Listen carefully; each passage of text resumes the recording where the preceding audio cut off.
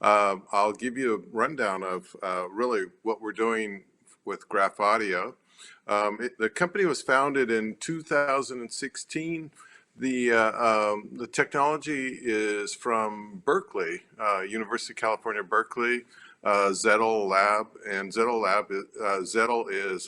Alex Zettel is one of our co-founders.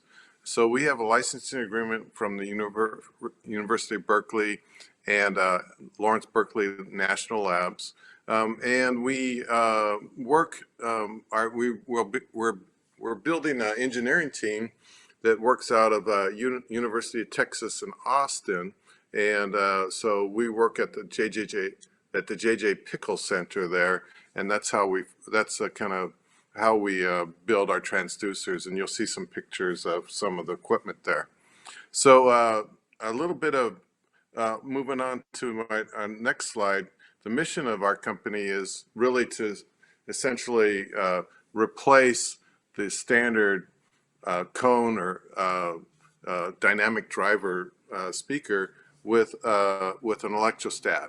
And so that has certain advantages, which would be thinner, lighter, and because you remove the voice coil and the magnets associated with the normal speaker.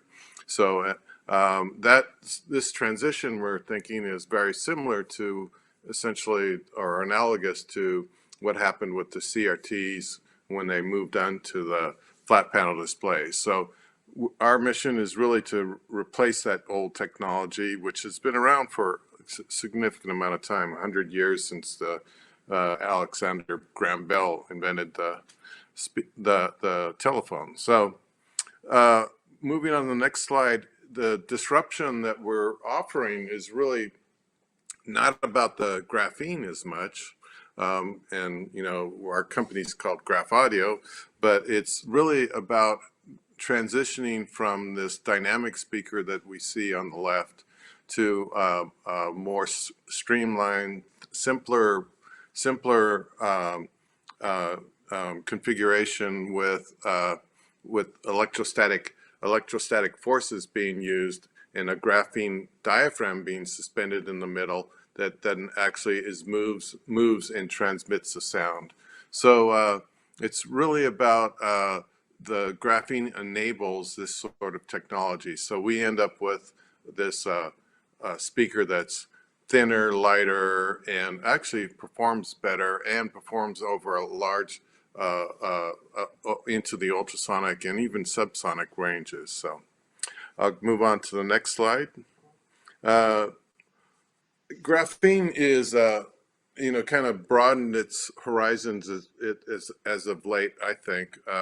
You know, traditionally the definition is a two-layer film, a 2D film, one or two-layer film that's atomic layers in thickness.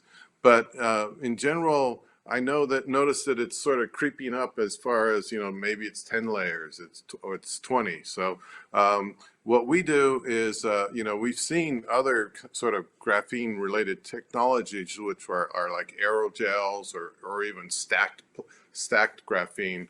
That we have a supplier that's actually we're working with that actually can make a stacking the film mechanically. So, but we use that sort of film in a sort of a plywood approach, and we generate our film by using nickel foil, which then inherently produces a very layered or a structured graphene that's as thick as like 300 to 500 layers thick, right? So so you'll see on the right is you can see some of the suspensions that we've created. We typically use a 16 millimeter transducer. We've made much larger suspensions when we make larger graphene, so it's possible to scale this thing into larger and larger geometry or larger and larger diaphragms. But you know, actually what we're probably going to be doing is actually shrinking the technology. So I'll move on to the graphene production slide. So we make graphene by using, as I mentioned, nickel foil, and we do some cleaning, and then after we clean it, we actually use a chemical vapor deposition process and we